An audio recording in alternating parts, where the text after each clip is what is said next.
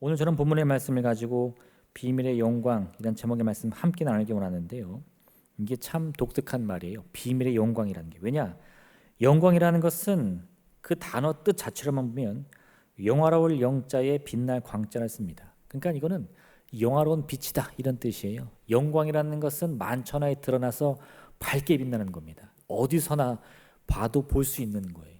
그 사람들이 야 저기 밝은 빛이 있다 영광이다 이렇게 해야 영광인데, 오늘 본문의 말씀은 그리스도의 영광이라는 것은 뭐냐? 그것은 사람들이 흔히 말하는 밝게 빛나는 영광이 아니라 비밀의 영광이다. 감춰진 영광이다. 아니 그럼 밝게 빛나야 되는데 왜 감춰져 있습니까? 이게 중요하다는 겁니다. 그래서 오늘 우리가 흔히 알고 있는 이 밝은 영광, 밝게 빛나는 영광과 또 본문이 말씀하고 있는 비밀의 영광의 차이가 무언가, 그걸 함께 살펴볼 거예요. 먼저 세상의 영광이란 무엇입니까? 세상엔 참으로 많은 영광들이 있습니다. 재물의 영광이 있고, 학식의 영광이 있고, 지식의 영광이 있고, 명예의 영광이 있고, 권세의 영광이 있습니다. 이러한 것들 중 하나만 얻어도요, 우리 인생은 말 그대로 밝게 빛나는 인생이 되는 거예요. 뭐 다른 게 조금 부족해도 됩니다. 돈이 많은 사람은 권세가 조금 없어도 되고, 권세가 많은 사람은 학식이 좀 부족해도 됩니다. 이처럼 어느 한 가지만 파고서 잘하면 세상의 영광은 얻을 수 있어요. 스티브 호킹이라는 이름을 들어보셨습니까? 20세기 최고의 학자다. 아인슈타인 이후에 최고의 지성이다. 정말 아주 세상 사람들의 존경과 또 이 영광의 인물로 높임받는 사람인데요. 사실 그를 인간적으로 보면 이 스티브 호킹이라는 사람은 21살 때부터 근위축성 경화증, 우리가 루게릭병이라고 말하는 병에 걸렸어요. 그래서 21살 이후로 조금씩 근육이 굳어갑니다. 걷지 못하게 되고 팔을 못 쓰게 되고, 나중엔 이 내장도 멈추게 되고 이 혀도 멈추게 돼서 말도 못하고 기계가 없으면 숨도 못 쉬고 막 이런 힘들고 어려운 상황에 처하게 되는 거예요. 근데 그에게 유일하게 멀쩡한 게 하나 있었어요. 뭐냐? 머리입니다. 머리. 이 뇌의 활동은 보통 사람과 다를 게 전혀 없었어요. 그래서 스티브 호킹은요, 자신의 이 사지가 다 마비되어가는 그 상황에서도 그 멀쩡한 하나, 자기의 이 두뇌의 활동은 멈추지 않고 계속해서 달려납니다. 그 결과 평생을 이 휠체어에 앉아가지고 사람들의 도움을 받으며 먹고 마시는 삶을 살아야 됐지만, 이 스티븐 호킹은 이 컴퓨터의 도움을 받아가지고 자기 머릿속에 있는 지식을 쏟아내므로 말미암아 정말 이 세상의 영광을 얻는 지식이 될 수 있었던 거예요. 그가 펼친 이 물리학적인 업적이라는 것은 이루 말할 수가 없다고 합니다. 뭐 저는 아무리 봐도 이해할 수가 없어요. 물리학이라는 걸 제가 몇 번 이렇게 강의도 들어보고 좀 뭔 소린가 들어봤는데 하나도 이해가 안 갑니다. 네. 저는 뭐 하나님의 말씀이라면 그냥 이렇게 묵묵히 듣고 묵상하는데, 물리학의 물자만 나와도 야 이게 무슨 소린가 머리가 돌아가더라고요. 근데 정말 이 움직이는 휠체어에 앉아서 이 꼼짝도 못하는 이 박사가 그 책을 쓰고 막 강의를 하는데 놀랍더라고요. 네. 사람들은 그가 영광을 얻었다고 말합니다. 어떻게 해요? 온 몸은 병들어서 무너졌지만 그 멀쩡한 이 지식 활동을 끝까지 함으로 말미암아 이 명예를, 세상의 지식의 영광을 함께 얻을 수 있었어요. 마게도냐의 알렉산드로스 3세가 있습니다. 우리가 흔히 아는 알렉산더 대왕이라고 부르는 사람인데, 그는 어린 시절 이 아버지가 군사 원정으로 이 먼 길을 떠난 사이에 16살의 어린 나이로 아버지 뒤를 이어 자기 맡은 영토를 다스리고 있었습니다. 근데 주변의 이 나라들이 가만 보니까 이 어린 알렉산드로스가 뭘 할 수 있나 우스워 보이는 거예요. 그 아버지는 훌륭한 장군이니까 감히 대들지 못했는데, 그 아버지가 자리를 비운 사이에 어린 아들이 그 아버지 자리에 앉은 걸 보니까 야 이거 잘하면 우리가 이길 수도 있겠는데, 이런 생각이 들어서 이 주변의 여러 민족들이 반란을 일으키고 도전을 합니다. 근데요 16살의 알렉산드로스는 바로 군사를 일으켜가지고 싸우는데 그 아버지 버금간다 정도가 아니라 정말 이런 사람이 세상에 다시 있을까 싶을 정도의 놀라운 능력을 발휘해가지고 반란을 제압하고 그걸 넘어서 이 군사들과 함께 동쪽으로 전진하는데 막을 사람이 없었어요. 그가 30살이 되었을 때는요 이미 이 대륙의 절반 이상을 정복해가지고 정말 어마어마한 땅을 다스리는 대왕이 됐습니다. 근데 어떻게 됐죠? 이 스티브 호킹도 얼마 전에 그 생명이 다하여서 숨을 거뒀고요. 이 알렉산드로스 대왕도 32세의 젊은 나이에 이유를 알 수 없는 병으로 인해서 죽게 됩니다. 결국 세상 사람들은 그들에게 지식의 영광을 줬고 또 이 능력의 영광을 주었는데 그 영광 속에서도 이 사람들의 삶은 영원하지 못했고 자기들의 정한 연수가 되었을 때 끝났다는 거예요. 시편 103편 15절과 18절은 이런 말씀을 우리에게 주는데 인생은 그 날이 풀과 같으며 그 영화가 들의 꽃과 같도다. 그것은 바람이 지나면 없어지나니 그 있던 자리도 다시 알지 못하거니와 여호와의 인자하심은 자기를 경외하는 자에게 영원부터 영원까지 이르며 그의 의는 자손의 자손에게 이르니 곧 그의 언약을 지키고 그의 법도를 기억하여 행하는 자에게로다. 무슨 뜻입니까? 사람의 힘으로 이룰 수 있는 영광이 전혀 없다는 것은 아니에요. 사람의 힘으로 이룰 수 있는 많은 영광들이 있습니다. 또 그것을 이루었을 때 주변에 있는 많은 이들이 보기에 그 삶이 참으로 영화롭고 풍요롭다는 것은 맞아요. 근데 문제는 뭐냐? 그러한 영광은 마치 풀과 같아서 하루 아름답게 피어고 지는 그 꽃같이 바람이 지나가면 없어진다 이거예요. 때가 되면 사라진다는 겁니다. 그래서 우리는요, 이런 세상의 영광은 밝은 빛을 내며 수많은 사람들의 이목을 끌긴 하지만 결국은 썩어질 영광이다 이렇게 부르는 거예요. 그러니까 이 말을 오해하시면 안 됩니다. 썩어질 영광이라고 해서 애시당초 필요 없다 이런 건 아니에요. 그 영광으로 인해서 우리 삶이 많은 풍요를 얻는 건 사실입니다. 그런데 무슨 뜻이라고요? 결국은 썩게 된다는 거죠. 우리의 날수도 마찬가지 아닙니까? 한번 이 땅에 태어나서 수많은 영광 가운데 살아가지만 결국 그 영광이 조금씩 시들면서 하나님의 정한 날수가 되면 어떻게 돼요? 다시 흙으로 돌아가 썩게 되는 거죠. 이게 우리가 이룰 수 있는 우리의 육신으로 우리의 인생으로 이룰 수 있는 영광의 본 모습입니다. 초를 다시 촛불 켜는 거. 네. 초에 불을 붙이면요, 그 초는 환한 빛을 냅니다. 그래서 온 방 안의 어둠을 밝게 비춰주지만 결국 그 시간이 지나면서 그 촛능이 조금씩 녹아내려 다 사라지고 나면 그 불도 영원히 밝은 것이 아니라 그 빛의 힘을 잃어버리고 마는 거예요. 이것처럼 우리가 누리는 이 세상의 영광은요, 결국은 흔적도 알 수 없을 만큼 완전히 사라질 수밖에 없다는 사실을 아셔야만 됩니다. 왜 그러느냐? 그래야 이 세상의 영광만으로 살아가는 인생을 꿈꾸는 게 아니라 세상의 영광에 뭔가를 더해야 한다는 진정한 지혜를 알기 때문인 거예요. 솔로몬은 하나님께 지혜를 선물 받고 아버지 다윗에게로부터 물려받은 온 이스라엘 영토를 다스리는 위대한 왕이 되었습니다. 그는 힘이 있었고 재물이 있었고 지혜가 있었어요. 참으로 많은 이들이 우러러보던 정말 그 저 먼 스바에서도 여왕이 찾아서 그의 지혜를 탐내지 않습니까? 그런 영광에 둘러싸인 삶을 살았는데 그가 하는 고백은 뭐냐? 전도서 1장 12절과 14절 말씀인데 나 전도자는 예루살렘에서 이스라엘 왕이 되어 마음을 다하며 지혜를 써서 하늘 아래서 행하는 모든 일을 연구하며 살핀즉 이는 괴로운 것이니 하나님이 인생들에게 주사 수고하게 하신 것이라. 내가 해 아래서 행하는 모든 일을 보았노라. 보라 모두 다 헛되어 바람을 잡으려는 것이로다. 네. 온 힘을 다해서 지혜를 짜내고 능력을 짜내서 이스라엘 땅을 다스려 보았는데 결국 내 육신으로 행하는 일들은 뭐다? 그 끝이 바람을 잡으려는 것처럼 헛된 것으로 끝난다 이겁니다. 왜요? 그 끝이 보이니까. 이게 지혜자인 솔로몬의 고백이었어요. 우리 눈에 화려해 보이는 세상의 모든 영광들은요, 그 순간만큼은 말 그대로, 그 뜻 그대로 아까 말씀드렸죠. 네, 밝게 빛나는 빛이 될 수는 있겠지만요, 결과적으로 그 빛은 한순간 활짝 피었다가 지는 꽃과 같은 겁니다. 당장은 최고의 빛을 내면서 수많은 사람들의 이 존경심을 받을 수는 있겠지만 그 시간이 영원하지는 못하다는 거죠. 세상의 영광만으로 살 수 없는 이유가 여기 있습니다. 세상의 영광만으로 살아가는 그 인생은요, 때로는 돈으로, 때로는 물질로, 때로는 권세로, 때로는 지식으로 그 삶을 반짝반짝 빛나게 만들 수는 있겠지만 그 끝이 이르면 자신이 누려왔던 영광이 무엇인가 그 흔적도 찾을 수 없는 그런 험함에 빠지고 마는 거예요. 결국은 어떤 삶을 살아야 된다? 우리의 이 인생의 무게를 온전히 또 변함없이 감당할 수 있는 진짜 영광을 우리가 찾아야 된다 이거예요. 그게 오늘 이 본문이 말하고 있는 감추어진 영광입니다. 우리 인생이라는 것은요, 우리가 살아가는 그 무게만큼만의 무게가 아닙니다. 왜냐? 우리가 감당하는 이 생명이라는 것은 본래 하나님이 창조하여 우리에게 선물로 준 거예요. 내가 힘을 써서 노력해서 얻은 것이 아니라 본래 내 것이 아니고요. 하나님께서 창조하여 우리에게 그저 값없이 주신 놀라운 선물이라는 겁니다. 이게 왜 중요하냐?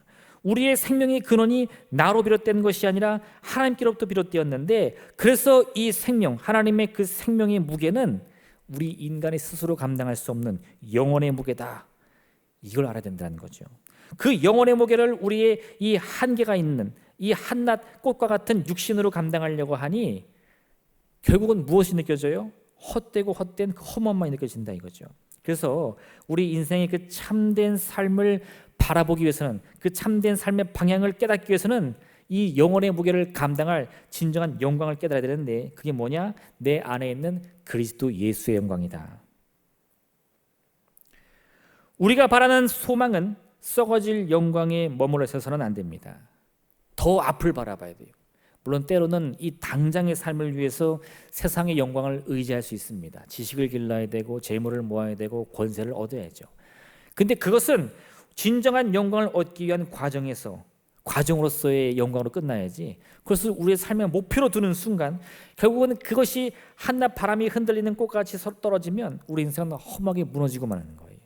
그 순간 우리는 내 안에 참된 그리스도의 영광이 있다는 사실을 깨닫는 사람만이 바람이 불고 창수하나도 영원히 흔들리지 않는 든든한 반석이 우리 인생을 세울 수 있기 때문입니다.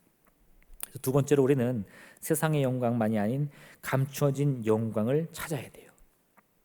우리 옛말에 구슬이 서말이라도 꿰어야 보배다라는 말이 있죠. 아무리 훌륭한 것일지라도 잘 다듬고 정리하여 쓸모있게 만들어야 된다, 이런 뜻이에요. 세상의 눈으로 보면 감추인 보배라는 것은 아무런 의미가 없습니다. 아니, 영광은 밝게 빛나야지, 그게 감춰져 있으면 무슨 소용이 있는가, 이렇게 말하는 거죠. 돼지목의 진주라는 말과 같이 아무리 훌륭한 것이라도 그것은 쓸모가 없는 것이다. 누구도 그걸 알아주지 않으면 그게 무슨 의미가 있는가, 이렇게 말하는 거죠. 근데 그것은 세상의 시선일 뿐입니다. 그런 시선을 가지고 예수님을 바라보면 예수님의 모습 속에서 우리가 찾을 수 있는 것은 아무것도 없어요. 왜요? 예수님은 만왕의 왕으로 오셨고 하나님의 어린 양으로 이 땅에 오셨지만, 세상의 눈으로 보면 그는 그저 누더기 옷을 걸치고 힘없고 가난한 사람들과 함께 어울리는 그저 그런 인생에 불과한 거예요. 결국 어떻게 됐습니까? 이 세상의 권세자들의 손에 붙들려 가지고 끌려가 채찍에 맞고 십자가에 달려 피를 흘려 죽었잖아요. 아니, 그게 무슨 의미가 있냐 이거예요. 근데 여러분, 그 십자가가 능력인 것을 알 때 우리는 이 감추어진 영광의 참된 가치를 깨달을 수 있는 거예요. 성경은 뭐라고 말합니까? 예수님이 죄가 있어서 맞으셨나요? 예수님이 죄를 짓고 십자가에 달려 돌아가셨나요? 아니요. 그런 아무 죄가 없는데 그가 채찍에 맞음으로 우리가 남을 입는 거예요. 그가 십자가에서 그 생명을 버림으로 우리가 구원을 받는 거예요. 이걸 깨달으려면 그 감추어진 영광을 바라볼 수 있어야 된다는 겁니다. 한번 생각해 보세요. 세상의 영광은요, 풍요입니다. 넘치는 거예요. 권세가 넘치고 재물이 넘치고 실력이 넘칩니다. 예수 그리스도의 영광이라는 건 뭐죠? 마치 도살장에 끌려가는 어린 양처럼 아무 소리도 못하며 매를 맞고 피를 흘리는 거예요. 그럼 어떤 영광이 내게 더 필요합니까? 이거는 뭐 두말하면 잔소리죠. 오직 육신의 눈으로만 보는 사람들에게는요, 이 세상의 영광만큼 가치 있는 건 없어요. 그러나 영의 눈으로 바라볼 때 육신의 눈으로 보이지 않는 그 감추어진 영광의 진정한 가치를 알 수 있다 이겁니다. 중세 유럽에서 수많은 귀족들의 파티가 성대하게 열리는데, 하루는 한 성에서 파티가 열릴 때 소문이 퍼졌어요. 뭐냐? 그 나라에 가장 높은 공작이 하나 있었는데 그 공작의 부인이 누구도 구경하지 못한 아주 멋진 다이아몬드 반지를 가지고 온다, 이런 소문이 났어요. 그러니까 사람들이 뭐 그 파티에 맨날 누가 이쁜 옷 입고 오나, 누가 멋진 장식을 하고 오나 이런 거 보는데, 야, 한 번도 보지 못한 멋진 다이아몬드 반지래. 그랬더니 다 거기에 관심이 쏠린 거죠. 파티가 시작되고 한참 시간이 지나니까 그 공작의 부인과 함께 참석을 했습니다. 그러니까 사람들이 야, 왔어 어디 있어 손을 봐봐 이렇게 했겠죠. 정말 이 부인이 걸어오는데 그 손에 아주 멋진 다이아 반지가 껴있는 거예요. 와, 영롱합니다. 빛이 반짝반짝합니다. 사람들이 다 감탄을 자아내는데 어디선가 누군가 이렇게 말하는 거예요. 저 가짜 같은데. 네. 근데 그 말 듣고 보니까 다시 보니까 정말 가짜 같아요. 가짜인가? 저 다이아 가짜 아니야? 웅성웅성 됩니다. 파티가 술렁입니다. 그랬더니 이 공작 부인의 얼굴이 빨개지죠. 부끄러워지는 겁니다. 근데 그럴 줄 알았던 공작 부인이 당당하게 말하는 겁니다. 사늘 앞에 서더니요 이렇게 말하는 거예요. 여러분, 제가 끼고 있는 이 반지는 가짜입니다. 어휴, 저 가짜야? 괜히 왔네. 막 난리가 났죠. 근데 여러분, 저희 집 금고에 가면 똑같이 생긴 진짜 다이아몬드 반지가 있습니다. 말하는 거예요. 그 반지가 어찌나 무겁고 비싼지 저도 걱정이 돼가지고 이렇게 모조품을 끼고 다닙니다. 궁금하시면요 저희 집에 놀러 오세요. 제가 보여드릴게요. 이게 말하고 가는 거예요. 누가 뭐라고 말하겠어? 보여주겠다는데. 공작부인이 그렇게 말하니까 사람들이요 더 이상 이 부인이 끼고 있는 가짜 반지에는 관심이 사라지는 거예요. 뭘 뜻하는 거냐? 육신의 눈으로 보기에 그것이 가짜처럼 보일지라도요 진짜의 능력을 가지고 있으면 아무 상관이 없다는 거예요. 무슨 뜻입니까? 예수님이 사람들 앞에 포박당하고 끌려가고 매를 맞고 피를 흘려도요 그런 예수님의 고난 속에 진정한 능력이 있다는 사실을 알면, 진정한 가치가 있다는 사실을 알면 그 영광이야말로 나의 삶에 그 무엇보다 필요한 진짜라는 것을 알 수 있다는 거예요. 그걸 모르니까 야 저거 가짜다, 저 반지 가짜야 이렇게 수덕수덕거리고 안 따라오는 거예요 사람들이. 빌립보서 2장 6절과 8절 말씀입니다. 그는 근본 하나님의 본체시나 하나님과 동등됨을 취할 것으로 여기지 아니하시고 오히려 자기를 비워 종의 형체를 가지사 사람들과 같이 되셨고 사람의 모양으로 나타나사 자기를 낮추시고 죽기까지 복종하셨으니 곧 십자가에 죽으심이라. 예수님의 진정한 가치는 무엇입니까? 예수님의 화려한 언변이나 모습이 아닙니다. 재산이 많아서도 아니고요 권세가 높아서도 아닙니다. 예수님이 가지고 있는 진짜 가치는 능력이에요. 능력. 어떤 능력입니까? 비록 예수님은 육신으로 보기에는 허름한 이 겉대기 옷이나 입고 가난한 자들과 함께 어울리면서 배우지도 못하고 잘 좋은 것을 먹지도 못하는 그런 인생 같지만요 예수님이 가시는 곳곳마다 놀라운 역사가 일어나는 거예요. 맹인이 눈을 뜨고 앉은 맹이가 일어서는 겁니다. 심지어 죽은 자가 예수 그리스도의 외침을 순종하여 다시 일어나는 거예요. 그 위대한 역사가 어떻게 일어날 수 있습니까? 그것은 세상의 권세로 이루어지는 변화가 아니라 이 감추어진 영광을 통해 나타나는 진정한 변화인 거예요. 우리가 권세가 많다 한들, 재물이 많다 한들 내 운명 바꿀 수 있겠습니까? 사람들은 그렇게 믿어요. 내가 많이 배우고 많이 가지면 내 운명 바꿀 수 있다고. 근데 그것은 눈에 보이는 운명일 뿐입니다. 내 학교를 바꿀 수 있을지 모르겠습니다. 내 직장을 바꿀 수 있을지 모르겠습니다. 내 사는 곳은 바꿀 수 있을지 모르겠어요. 여기 살다가 돈 더 잘 벌면 서울 가고 서울에서도 강남 가고 뭐 그런 식으로 해서 내 인생 바꿨어, 내 운명 바꿨어. 아니에요 여러분, 그 운명 바뀐 거 아니에요. 진정한 운명의 변화라는 것은 우리를 두르는 이 죄의 권세를 깨트리는 겁니다. 애굽의 노예로 살아가면서 오늘은 풀떼기 먹다가 내일 고기 반찬 먹었다고 해서 야 나 운명이 바꿨어. 그 얼마나 어리석습니까?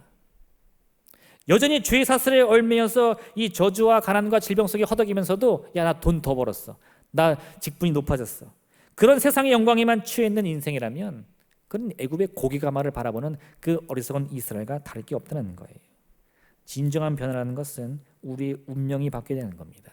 그 바로의 권세를 깨트리고 나를 억눌렀던 그 애굽을 벗어나야죠. 하나님이 나를 위해 예비하신 약속의 땅을 향해 광야길이라도 담대히 나아가야죠. 그게 예수님께서 십자가를 통해 이루신 우리의 운명의 변화인 거예요. 우리를 두르고 있는 죄악의 권세는 끝이 났습니다. 저주는 끝났어요. 그러니 지금 내가 겪고 있는 이 인생의 문제들, 여러 가지 이 저주와 질병의 문제들 같은 것은요 나를 유혹하는 마귀의 유혹일 뿐입니다. 내가 아직 이 죄악의 권속에 속해 있다고 계속해서 유혹하는 유혹일 뿐이지, 우리가 이 감춰진 참된 영광을 깨닫고 오직 나사렛 예수 그리스도의 그 이름의 권능을 힘입어 외치면 우리의 삶은 반드시 바뀌게 되었다 이겁니다. 문제는 뭐라고요? 그 권세가 눈에는 보이지 않는다는 거죠. 예수님께서 십자가에 달려 피를 흘리시는데 그 모습을 볼 때 세상의 많은 사람들은 예수님을 실패자라고 손가락질했습니다. 그러나 성경의 말씀은 그의 피 흘리심으로 우리가 나음을 입었다고, 우리가 구원을 받았다고 말씀하고 있는 거예요. 여러분, 이와 같이 감추어져 있는 그리스도의 영광을 여러분의 마음에 품으시길 바랍니다. 그 영광의 능력을 의지하시길 바랍니다. 하나님의 참된 영광은 당장은 감춰져 있을지 모르지만 언젠가 우리가 영의 눈으로 바라보며 믿고 의지하여 마음으로 소망할 때 그것은 능력이 되어서 반드시 우리의 삶을 건져주는 거예요. 건져주는 거예요. 내가 문제에 빠졌어. 깊은 구덩이에 빠져서 허우적거리는데 구원은 뭐라고요? 건지는 거예요. 나의 삶을 완전히 바꿔주는 겁니다. 오늘 이 귀한 시간 믿음의 눈을 들어 이 감춰진 영광을 바라보시기를 부탁드립니다. 하나님은 찾는 자는 반드시 발견할 것이고 두드리는 자에게는 반드시 열린다고 말씀하셨어요. 마음으로 소원하여 간절히 바라는 우리 모두에게 주께서 이 귀한 영광을 주실 줄로 믿습니다. 마지막 세 번째, 그럼 이 영광이 어째서 우리의 것이 될 수 있는가? 예수님의 사랑 때문입니다. 이 사랑의 비밀을 깨달을 수 있어야 됩니다. 왜 예수님은요 낮고 천한 모습으로 이 땅에 오셔서 온갖 고초를 당하시고 십자가 달려 그 목숨을 잃었을까요? 왜 예수님은 그와 같은 고난과 이 생명 버리심을 통해서 나를 붙드셨을까요? 우리를 사랑하시기 때문입니다. 요 간격을 메울 수가 없어요. 한번 잘 생각해 보십시오. 여러분이 소시적에 사랑하는 이 남편을 만나서 아내를 만나서 결혼을 결심했는데 왜 사랑하셨습니까? 물론 얼굴이 너무 잘생겼어요. 노래를 기가 막히게 잘했어요. 이유는 있겠지만 잘 생각해 보세요. 그 얼굴을 평생 뜯어먹고 살 수 있습니까? 그 좋은 목소리 평생 의지하며 살 수 있습니까? 사실 아니에요. 내가 내 사랑하는 남편을 아내를 왜 사랑하게 되었는지 나도 잘 몰라요. 그저 어느 순간 보니까 마음이 콩닥콩닥 뛰고 가슴이 불이 붙은 것 같고 막 이 열이 오르고 그 사람만 보면 얼굴이 빨개지고 나도 날 주체할 수가 없고 같이 있고 싶고 막 이렇게 이성이 마비되는 듯한 느낌. 그래서 내 모든 걸 걸고 결혼을 약속한 거 아닙니까? 사랑이 그런 거예요. 설명하기가 어렵습니다. 깨닫기가 어려운데 그렇다고 해서 존재하지 않는 게 아니에요. 말도 못하겠고 설명도 못하겠고 보이지도 않는데 그건 분명 존재합니다. 그리고 그 마음이 나한테 있다는 거예요. 마찬가지입니다. 하나님의 사랑도요, 우리가 아무리 머리를 짜내도 왜 하나님이 나를 사랑하시나 그 이유를 발견할 수 없지만 그 사랑은 실제합니다. 그리고 나를 향해 있는 거예요. 그리고 그 사랑 때문에 예수님은 모든 것을 다 버려 나를 건지신 거예요. 그 사랑의 특징을 우리가 알아야 되는데 예수님이 주시는 그 사랑은요 아무 조건 없이 주어지는 겁니다. 이미 주어졌어요. 그 사랑은 나의 것입니다. 그 사랑을 얻기 위해서 우리가 노력해야 될 것이 없어요. 오히려 그 반대로 그와 같은 넘치는 사랑을 받기 때문에 나를 바꿔야 할 것들이 많이 있어요. 사랑받는 사람으로서, 사랑받는 인생으로서 나를 바꿔야 된다는 겁니다. 어떻게 해요? 사랑받는데 마음에 있는 우울감들, 패배감들 가질 필요가 뭐 있습니까? 사랑하면 모든 게 다 아름다워 보인다잖아요. 떨어지는 낙엽만 봐도 막 마음이 뜨거워지고 사랑으로 넘친다잖아요. 근데요, 예수님의 사랑을 그 마음에 담고 있다고 하면서도 여전히 마음 가운데에 실패감이 있고 우울감이 있고 절망감이 있고 패배감이 있으면 그게 무슨 의미가 있습니까? 하나님의 사랑이 아무 조건이 없다는 것은 아무 일도 안 해도 된다는 것이 아닙니다. 그 조건 없는 사랑이 이미 나에게 주어졌기 때문에 나도 마음껏 그 사랑을 누릴 준비를 해야 된다는 거예요. 받아들여야죠. 하나님께서는 우리가 누구이든 상관없이 사랑을 베풀어 주십니다. 우리가 어떠한 삶을 살았든지 상관하지 않습니다. 내가 지금껏 아무리 깊은 죄악 속에 있다 할지라도 하나님께서는 조건 없이 나를 건져주시고 주홍같이 붉은 내 죄를 양털보다 더 희게 만드시는 분이라는 거예요. 그 사랑을 누릴 수 있어야 돼요. 또한 그 사랑은요 변함이 없습니다. 한번 주어지면 절대 변하지 않아요. 사람의 생각은 늘 바뀌죠. 오늘 사랑했다 내일 미워했다, 오늘 좋아했다 내일 싸웠다. 근데 하나님의 사랑은 그렇지 않아요. 하나님의 사랑은 본래부터 조건이 없기 때문에 그 주어진 순간부터 조금의 변화도 없이 언제나 전적으로 나의 편이 되어 주십니다. 내가 구할 때마다 응답해 주시는 거예요. 의심하지 마세요. 하나님 왜 내 기도에 응답해 주시지? 그건 하나님 마음이죠. 그걸 고민할 것 없이 우리가 전심으로 주의 사랑을 의지하여 하나님께 애써 간구하면 하나님 반드시 사랑으로 응답해 주신다는 거예요. 요한일서 4장 10절 말씀입니다. 사랑은 여기 있으니 우리가 하나님을 사랑한 것이 아니요 하나님이 우리를 사랑하사 우리 죄를 속하기 위하여 화목제물로 그 아들을 보내셨습니다. 문제를 해결해야 되는데 우리는 해결할 능력이 없습니다. 그때 하나님 어떻게 하셨어요? 그 문제를 해결할 만한 그 독생자를 보내서 우리의 문제를 해결해 주신다는 거죠. 우리가 구해야 될 것은 다른 게 아니에요. 하나님의 사랑을 믿고 의지하여 나의 필요를 구하면 됩니다. 나의 모든 필요했을 것을 하나님께 간절히 달라고 기도하기만 하면 되는 거예요. 근데 그와 같은 믿음의 용기조차 알지 못해서 수많은 사람들이 예수님의 그 사랑을 눈앞에 두고서도 얻지 못한다는 겁니다. 두드리십시오. 간절히 찾고 또 찾으시기 바랍니다. 그 사랑이 나의 것임을 온전히 믿고요, 조금 더 의심하지 말고 믿음으로 큰 여러분 되시길 부탁드립니다. 마지막으로 이 사랑은요, 다함이 없습니다. 다함이 없다는 건 무슨 뜻이죠? 끝이 없다는 거예요. 주고 또 줘도 하나님의 사랑은 결코 마르지 않는다는 거죠. 이 시편 중에 다윗의 고백 중에 이런 게 있어요. 시냇가에 심겨진 나무와 같다. 무슨 뜻입니까? 시냇가에 심겨진 나무는 언제나 이 풍성한 물을 섭취할 수 있어서 풍성한 가지와 열매를 맺을 수 있다는 건데, 이 조건이 있어요. 뭐죠? 그 시냇가가 절대 마르면 안 돼요. 이 나무의 생명과 운명이라는 것은 그 시내에 달려 있습니다. 어느 날 가뭄이 깊어가지고 시내 물이 말라버리면요, 그 나무도 죽어버리는 거예요. 다윗이 말한 이 고백에서 말하는 시냇가라는 것은 마르지 않는 샘을 의미합니다. 그게 뭐예요? 하나님의 사랑인 거죠. 하나님의 사랑은요, 우리의 빈잔을 채우고 또 채워도 결코 다함이 없습니다. 우리의 모든 필요했을 것을 다 채워주시고도요, 항상 풍성함으로 가득 차 있어요. 그러니 우리는 조금도 염려할 것 없이 하나님의 사랑을 구하여 나의 쓸 것을 구하면 되는 거예요. 얻으면 되는 겁니다. 나의 마음을 위로하여 주옵소서, 나의 육신을 고쳐 주옵소서. 이와 같은 간구하는 기도 가운데 우리가 절대 망설일 필요가 없습니다. 땅이 변하든지 산이 흔들려 바다 가운데 빠지든지 혹은 바닷물이 솟아나고 넘침으로 산이 흔들린다 하여도 나는 두려워하지 아니하리라. 왜요? 하나님의 사랑은 마르지 않으니까. 여러분, 우리의 삶의 필요를 채우시는 분은 누구입니까? 하나님이십니다. 세상의 수많은 영광으로도 우리의 생각을 바꿀 수 없습니다. 우리의 미래를 바꿀 수 없습니다. 우리의 운명 바꿀 수 없습니다. 그러나 그 소년에 우리가 절망할 것이 아닌 것은 감추어진 이 영광 속에 있는 비밀이 나의 운명을 바꿀 능력이 되기 때문인 거죠. 근데 그 능력이 무엇입니까? 영원히 다함없고 변함없고 조건 없는 하나님의 사랑인 거예요. 오늘 이 시간 이 귀한 은혜와 사랑 가운데 여러분의 모든 것을 맡기시길 바랍니다. 수고하고 무거운 짐들이요, 다 괜찮습니다. 왜요? 영원한 사랑의 주님께서 우리의 무거운 짐을 대신 짊어진다 약속해 주셨기 때문에.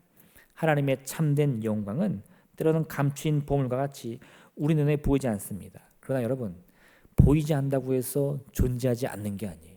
내 눈에 가려졌다고 해서 사라진 것이 아니에요. 육신의 눈을 감고 영의 눈을 뜬 순간 보이지 않아 두려웠던 그 하나님의 영광이 우리 앞에 있음을 깨닫게 될 줄로 믿습니다. 그 주의 손길은 여전히 우리를 위해 일하고 계십니다. 여전히 우리의 기도와 간구 소리에 귀를 기울이고 계십니다. 믿음의 용기를 가지시고 소망을 가지시고 끊임없이 기도하여 하나님의 놀라운 역사를 말미암아 내 운명을 변화받는 능력의 삶을 사는 여러분 되시기를 주님의 이름으로 부탁드립니다. 이 시간 함께 기도하겠습니다. 오늘의 말씀을 생각하시면서 하나님, 참으로 주의 영광이 우리와 함께하고 있음을 깨달게 도와주시옵소서. 그 영광의 능력을 의지하여 우리의 삶을 변화받을 수 있게 하여 주시옵소서. 우리의 모든 슬픔을 위로함 받고 우리의 병든 심을 고침받고 참으로 모든 절망의 소망으로 모든 슬픔이 기쁨으로 변화받는 놀라운 기적을 체험하게 도와주옵소서. 주님의 이름 샘물로 기도하겠습니다. 주여!